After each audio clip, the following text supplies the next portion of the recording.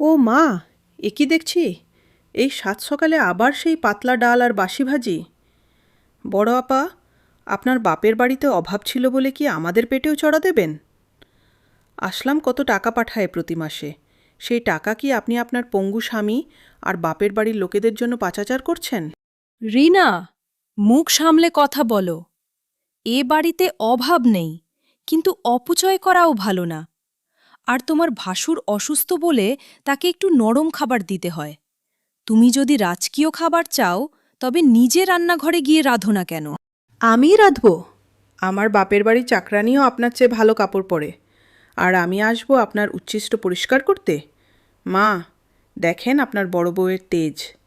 নিজের স্বামীর কামাই নেই, পরের মাথায় কাঁঠাল ভেঙে খাচ্ছে আর বড় বড় কথা বলছে। আজই এর একটা ফয়সালা না হলে আমি এই বাড়িতে এক ফোঁটা পানিও স্পর্শ করব না।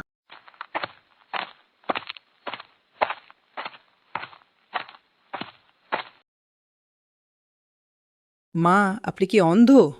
বড় বউ তো আপনার পৈতৃক সম্পত্তির দলিলটা আলমারি থেকে সরিয়ে ফেলেছে। আমি কাল রাতে ওকে চোরের মতো আপনার ঘরের কাছে ঘুরঘুর করতে দেখেছি। ও চাচ্ছে বড় ভাইকে নিয়ে আলাদা হয়ে যেতে আর আপনার সব জমি নিজের নামে লিখে নিতে। কি বলিস রিনা? সালেহার এত বড় সাহস!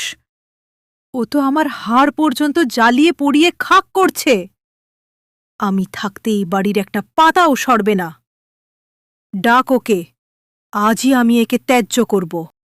রিনা চায় সালেহাকে বাড়ি থেকে বের করে দিতে। এই যে মা, আপনার সেই চোরের খনি, এই ট্রাঙ্কের মধ্যেই আপনার সব গয়না আর দলিল লুকিয়ে রেখেছে এই ফকিন্নি। জাকির, তুমি এখনও বড় ভাইকে বড় ভাই বলে সম্মান করছো? দেখো তোমার ভাবির আসল রূপ। এই পঙ্গু স্বামী আর চোর বউ মিলেই আমাদের পথে বসানোর ছক কেটেছে। বড় ভাই, ভাবিকে সামলান। আমাদের দয়া এই বাড়িতে পড়ে আছেন, আবার আমাদেরই সম্পত্তি চুরি করবেন। লজ্জা করে না আপনাদের? জাকির, বিশ্বাস কর, তোর ভাবি এমন কাজ করতে পারে না। ও তো নিজের গয়না বেচে আমার চিকিৎসা করিয়েছে। ওহ, এখন দেখি পঙ্গু স্বামীও চোরের সাক্ষী দিচ্ছে। মা, হয় এই চোরদের আজই বের করবেন, না হলে আমি এই বাড়ি ছাড়ব। রিনা, অনেক সয়েছি, আর না। তুই ভাবছিস আমি কিচ্ছু জানি না?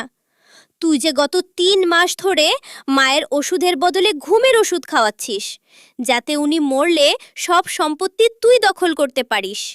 সেই ওষুধের শিশি আমি নিজের কাছে রেখে দিয়েছি।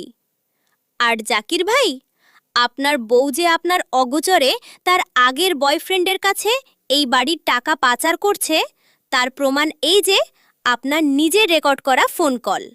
মিথ্যা কথা! ও সব বানিয়ে বলছে। একদম চুপ! প্রমাণ চাস? মা, এই যে দেখেন, সুমির ব্যাগে আপনার আলমারির অরিজিনাল চাবি। ও নিজেই চুরি করে আমার ট্রাঙ্কে জিনিসগুলো রাখতে চেয়েছিল, যাতে আমাকে চোর বানাতে পারে। আমি শিক্ষিত ঘরের মেয়ে বলে কি ভাবছিস আমি বলদ? নাটোরের মাটি চিনিস? এ মাটির মানুষ যেমন নরম, রাগলে তেমন চরম। তোর মতো বিষাক্ত সাপকে কিভাবে পিষতে হয় তা আমার খুব ভালো করেই জানা আছে। হারামজাদি, তুই আমারে মারতে চেয়েছিলি, আর আমার এই সোনা বউরে চোর বানালি। কাসেম বাবা, আমাকে মাফ করিস। আমি এই কালনাগিনীকে আজই এই বাড়ি থেকে গলা ধাক্কা দিয়ে বের করে দেব।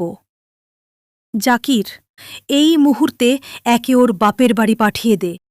রিনা, মনে রাখিস, ঘর ভাঙা সহজ, কিন্তু মানুষের বিশ্বাস জোড়া লাগানো খুব কঠিন।